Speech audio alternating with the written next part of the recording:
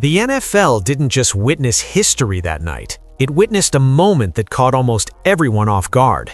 In a league obsessed with stats, headlines, and individual glory, Myles Garrett had every reason to make the night about himself, and honestly, no one would have blamed him. Records were shattered, legacy conversations were locked in, and his name was already being etched into NFL history before the final whistle even blew. This was supposed to be his moment, the kind that follows a player forever. But instead of soaking it all in, instead of letting the spotlight linger where it naturally belonged, Garrett did something nobody expected. He redirected the entire conversation. In the middle of his greatest individual achievement, he brought up a player most fans weren't praising, a player many were actively questioning. And that single decision instantly shifted how this game needs to be remembered. Because while highlight reels and box scores told one story, Garrett was pointing to something entirely different. He wasn't talking about domination or numbers. He wasn't flexing or celebrating. He was defending. Defending a quarterback who'd been doubted all season, defending a performance that most people didn't understand, and defending a moment that would have quietly gone unnoticed if not for who spoke up. That's what makes this so powerful. When the most dominant defensive force in football stops the celebration to say, "You're missing the real story," people should probably listen, especially when that voice belongs to someone who understands pressure, preparation, and what winning actually looks like at the highest level. Garrett didn't speak out by accident. He spoke out because he saw something unfolding that casual viewers missed completely. And at the center of that moment was Shedeur Sanders, a quarterback many had already made their minds about. Fair or not, his name had been dragged through debates, criticism, and snap judgments all season long, the kind that come from stat sheets, social media clips, and half-watched games. On the surface, this looked like just another night where doubts would grow louder, but Garrett knew better. Because this wasn't about one record-breaking sack or one tough stat line, it was about resilience under pressure. It was about leadership when things weren't clean, and it was about a player stepping up when the moment demanded it, even if the numbers didn't scream for attention. That's the part nobody was ready for. And once you understand why Garrett chose this exact moment to speak up, you start realizing that this game wasn't just historic, it was misunderstood. Before anything else even deserves attention, you have to fully understand just how outrageous Myles Garrett's season really was. We throw around words like dominant and elite so often in sports that they've almost lost meaning, but this was something entirely different. This wasn't a hot stretch or a favorable matchup. This was sustained, overwhelming control over an entire NFL season, carried out against teams that knew exactly what was coming and still couldn't stop it. By the time this final game arrived, Myles Garrett wasn't chasing respect. He already had it. He wasn't trying to prove he belonged among the league's best. That argument had been settled weeks earlier. What he was approaching was history itself, sitting one sack away from the single-season record, with the entire football world watching. Every snap became a moment. Offensive coordinators were desperate, blocking schemes were adjusted, extra bodies were sent his way, and none of it mattered. That's what separates great seasons from legendary ones. Everyone knew the record was in reach. Everyone knew what Garrett was hunting, and still he got there, breaking through double teams, blowing past protection, collapsing pockets before plays could even develop. Each snap felt inevitable, like gravity pulling everything toward him. When that record-breaking sack finally happened, it didn't feel lucky or fluky. It felt earned, inevitable, like the conclusion to a story that had been building all year. What makes it even crazier is that this wasn't the first time Garrett had done something the league had never seen. Earlier in the season, he posted a 5-sack performance, a number so absurd it barely sounds real at the NFL level. 5 times in one game, he reached the quarterback, while the opposing offense spent the entire week scheming specifically to avoid that exact outcome. That kind of night alone would define most careers. For Garrett, it became just another chapter in a season that refused to stay within normal boundaries. This is the type of dominance that doesn't just win games, it warps how opponents play. Quarterbacks rush throws before pressure arrives. Entire game plans get trimmed down to survival mode. And when one player can change the structure of an offense just by being on the field, you're no longer talking about stats, you're talking about impact at a level that only a handful of defenders in NFL history have ever reached. By every expectation, this should have been the entire story. Record broken, legacy cemented, celebration deserved. This was the kind of night that usually ends with one man standing alone in the spotlight. But that's exactly where this story swerves, because instead of letting this moment define the conversation, Garrett did something unexpected. Something that turned attention away from the biggest achievement of his career and toward a performance most people were overlooking. This wasn't just any matchup sitting quietly at the end of the schedule. This game carried weight, and everyone involved felt it long before kickoff. Division games always come with extra tension, but a season finale adds another layer. Pride, frustration, momentum, and unfinished business all colliding at once. The Cleveland sideline knew this wasn't about standings anymore. It was about how you close, about what you leave behind when the year is over. On the other side stood the Cincinnati Bengals, a team that didn't need reminders of who they were facing. They had already seen Garrett earlier in the season. They already understood the damage he could cause. This wasn't ignorance, it was preparation mixed with pressure. The Bengals' offense came in fully aware that one moment of hesitation could wreck an entire drive, and that knowledge changes how every snap is played. For Garrett, the stakes were unmistakable. One sack away, one play from history. Every rush felt heavier, every pass attempt more dangerous for the quarterback behind center. Cameras never left him. Broadcasters tracked his position before the snap. Fans watched with anticipation bordering on anxiety, waiting for the moment they knew was coming. And when it finally arrived, it landed exactly the way legends do, undeniable and unforgettable. But while the spotlight followed the pass rush, something else was quietly building underneath all that noise. There was another player under pressure, just not the kind that shows up in pre-game graphics or halftime segments. While Garrett carried the expectations of greatness, the Browns' offense carried something different, scrutiny. And at the center of that scrutiny was their young quarterback. This game represented a crossroads, a rematch against a team that had already gotten the upper hand once. The kind of memory that sits in the back of a competitor's mind all season long. Every film session, every rep, every late-night thought about what could have been done differently. You don't forget those games. You wait for them. And that's why this moment mattered far more than people realized in real time. Because while fans were watching history unfold on defense, the offense was facing its own test, one that didn't come with records or milestones attached. Just the expectation to answer back, to respond, and to prove something when it mattered most. And that pressure set the stage for everything that happened next.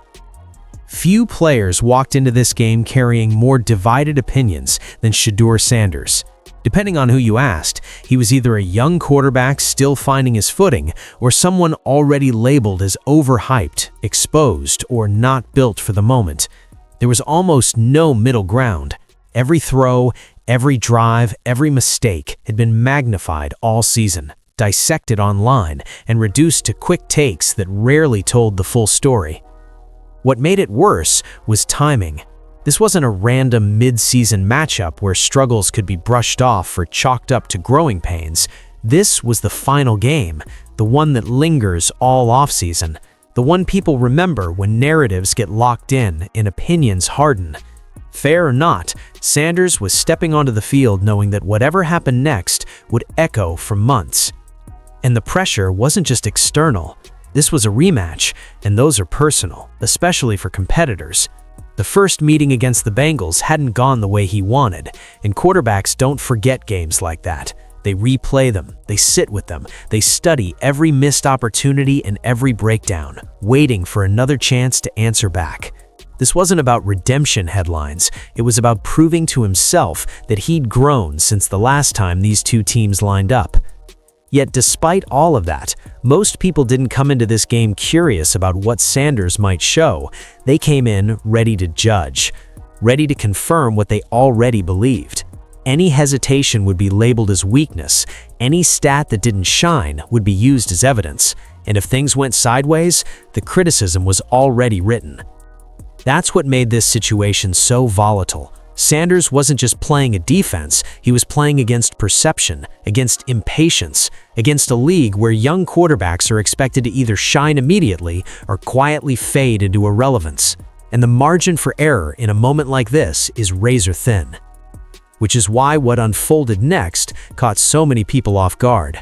Because once the game began, it became clear this wasn't going to be a clean, comfortable performance, the kind that silences critics instantly. It was going to be something far messier, far tougher, and far more revealing than anyone expected. If you looked at the box score the next morning, you probably thought you already understood what happened. Numbers have a way of creating confidence, even when they leave out half the truth. And this game was the perfect example of that. On paper, it didn't look kind to Shedeur Sanders. The passing stats weren't flashy, the drives didn't always finish, and the number that jumped off the page immediately was impossible to ignore: 6 sacks. For a lot of people, that single number was enough to shut the conversation down. 6 sacks equals poor quarterback play, holding the ball too long, not feeling pressure, not processing fast enough. That's how the narrative usually goes, and it spreads fast because it's simple. But simple doesn't mean accurate, and in this case, it was completely misleading. What the stat sheet didn't show was how often Sanders was doing exactly what he was supposed to do. He was reading coverages correctly. He was getting the ball out on time. He was placing throws where only his receivers could make plays. And too often, those plays just died. Passes hit hands and fell to the turf. Easy completions that should have kept drives alive turned into punts. Momentum that should have built instead evaporated. For a quarterback, that's one of the most frustrating experiences in football. You do your job, you make the right decision, and you still get punished for it. The drive stalls, the crowd groans, and suddenly the pressure comes right back, even though the mistake wasn't yours. Those moments don't show up as drops on a casual stat line, but they quietly stack up and change how a game feels from behind the center. Then there was the protection, or more accurately, the lack of it. Sanders wasn't getting clean pockets to work from. Pressure was arriving early, often before routes had fully developed. Defenders were breaking through on stunts and blitzes that never got picked up. These weren't coverage sacks where a quarterback hesitates too long. These were breakdowns where the play barely had time to breathe. Getting hit once or twice is part of the job. Getting hit repeatedly changes everything. Your internal clock speeds up. You start feeling pressure even when it's not there. And for young quarterbacks especially, that's usually when mistakes pile up. Bad decisions, forced throws, panic. But that's the part people missed. Despite everything collapsing around him, the drops, the hits, the constant disruption, Sanders didn't unravel. He stayed within the offense. He didn't turn the ball over recklessly. He didn't start playing hero football just to chase numbers. He absorbed the chaos and kept going. That's why the stats lied. They captured the damage, but not the discipline. They showed the sacks, but not the circumstances. And they missed the most important part entirely, the fact that this performance wasn't falling apart. It was quietly setting up something bigger that only revealed itself after halftime. Halftime didn't feel like a break in this game. It felt like a reset. The kind that doesn't come from speeches or theatrics, but from quiet adjustments and internal decisions. When the Browns disappeared into the locker room, the story outside was already being written. Missed opportunities, pressure issues, a quarterback who wasn't doing enough. But inside that room, something very different was happening. Because when Shedeur Sanders came back out for the second half, the difference was immediate. Not loud, not dramatic, just precise. The way he moved looked calmer, the decisions came quicker, and even with pressure still showing up, there was a sense that he had taken control of the chaos instead of letting it dictate everything. This wasn't a switch to safe football, it was smarter football. Sanders began anticipating windows instead of waiting for them to open. He trusted his reads and delivered the ball decisively. Where the first half felt rushed and fragmented, the second half had rhythm. Drives felt intentional, purposeful. The offense finally looked like it had a heartbeat. The moments that stood out weren't the easy ones. They were the third and long situations, when the defense knew exactly what was coming and still couldn't stop it. Situations where a quarterback has to stand in the pocket, knowing a hit is on the way, deliver the throw anyway, and live with the result. Sanders did that repeatedly, and each conversion chipped away at the narrative forming around him. In the red zone, where space disappears and mistakes get punished instantly, he stayed composed. Tight windows didn't scare him, collapsing pockets didn't force panic. He saw the field clearly and trusted what he saw. That's not something that magically appears. That's confidence built under fire. And suddenly, the game felt different. Momentum shifted. The Browns weren't just surviving possessions anymore, they were seizing them. Sanders wasn't being carried by the defense, he was complementing it, matching intensity with execution, turning pressure into opportunity. This was the stretch that didn't explode across social media, no viral clips screaming for attention, just consistent, high-level quarterbacking when the stakes were highest. And this was the version of Sanders that mattered most, the one that teammates noticed, the one that leadership respects. Because on the sideline, someone was watching all of this very closely, someone who understands exactly how hard it is to stay locked in when things go wrong early. And what he saw in that second half is the reason this story didn't end with a record, it ended with a defense. When the game ended, the microphones immediately followed Myles Garrett. That was expected. History had just been made, and moments like that come with a script. Praise the team, acknowledge the record, keep it moving. But Garrett didn't follow the script, and that's exactly why his words landed so differently. Instead of centering himself, he centered the conversation around execution in response. He talked about how certain moments had been waited on, how opportunities don't always announce themselves, but when they show up, you either take control or let them pass. That alone was telling. Garrett wasn't speaking like a player doing media rounds. He was speaking like someone who had watched the game unfold with a deeper understanding of what actually swung it. Then came the moment that changed everything. Garrett didn't say Sanders helped out or managed the game. He didn't hide behind vague teammate language. He said the plays were made, that the quarterback went out there and put it right down the middle. That phrase matters. In football terms, it means precision, confidence, no hesitation. It's what you say about someone who didn't flinch. And that's what made this different from the usual post-game praise. Garrett didn't need to say any of this. No one would have questioned him if he skipped over the offense entirely. But instead, he used the biggest platform of his career to draw a line between what people saw and what actually mattered, between noise and reality. Coming from anyone else, those words might have been dismissed as loyalty. Coming from Garrett, they carry weight. This is a player who just delivered one of the most dominant defensive seasons the league has ever seen. A player who understands timing, pressure, and accountability better than almost anyone. When someone like that says a quarterback led the way when it mattered, it changes the conversation.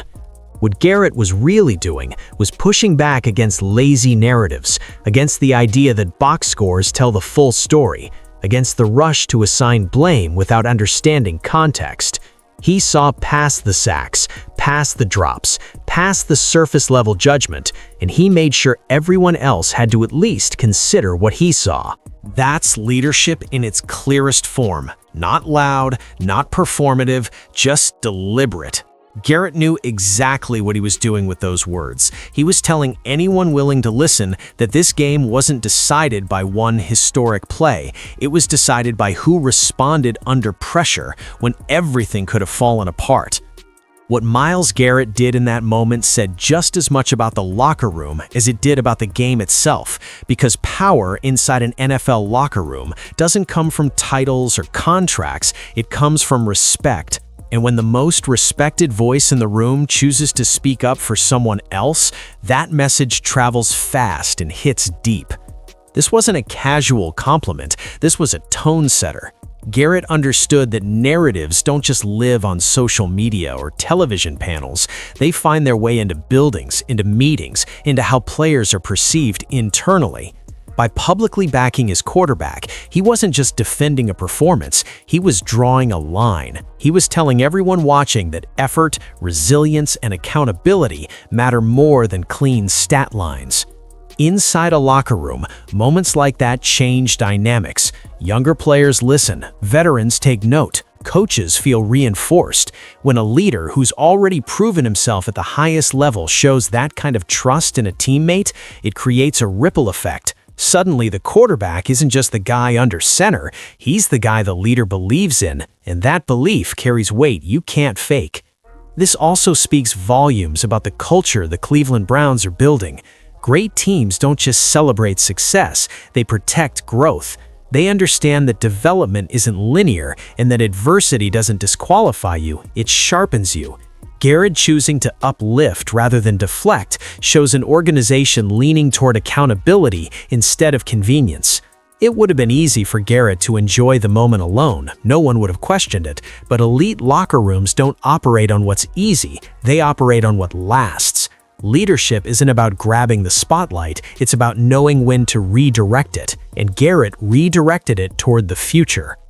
Because backing a quarterback publicly does something powerful. It quiets doubt inside the building, it builds confidence where it matters most, it tells the offense, "We trust you." And when trust flows both ways, defense to offense, leader to young player, that's when teams stop being collections of talent and start becoming something connected. That's what this revealed, not just respect between teammates, but an understanding of how moments like this shape what comes next. And for a young quarterback trying to establish himself, there may be no stronger message than knowing the most dominant player on the roster has your back when the noise gets loud. Years from now, when people look back at this game, most will remember the headline, a record broken, a dominant season capped the right way. That part is easy. It fits neatly into highlight packages and trivia questions. But the real significance of this night lives in a quieter place, in a moment that didn't make the front page, yet may matter far more in the long run. Because this wasn't just a night about Myles Garrett overwhelming another offense, it was about recognizing what winning actually looks like when things aren't perfect. It was about understanding that leadership isn't measured only by sacks or trophies, but by who you stand up for when the narrative starts drifting away from reality. For Shedeur Sanders, this game will be misread by people who only scan stats or chase quick opinions. The sacks will linger in memory. The missed connections will get replayed, but inside the building, a very different lesson was learned. One about resilience, about responding instead of retreating, about earning trust when the moment demands it most. And that's the part that will echo into the future. Confidence doesn't always come from praise. Sometimes it comes from being seen, truly seen. Sanders walked off that field knowing the people who matter most understood what he delivered under pressure. And once a quarterback has that, growth accelerates. This game wasn't a destination, it was a checkpoint, a reminder that progress rarely looks clean, and that the most important moments often go unnoticed by the loudest voices. Garrett understood that. That's why he spoke up.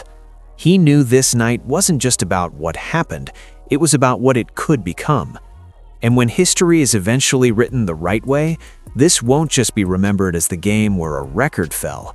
It will be remembered as the moment a leader redefined the story and quietly set the stage for what might come next.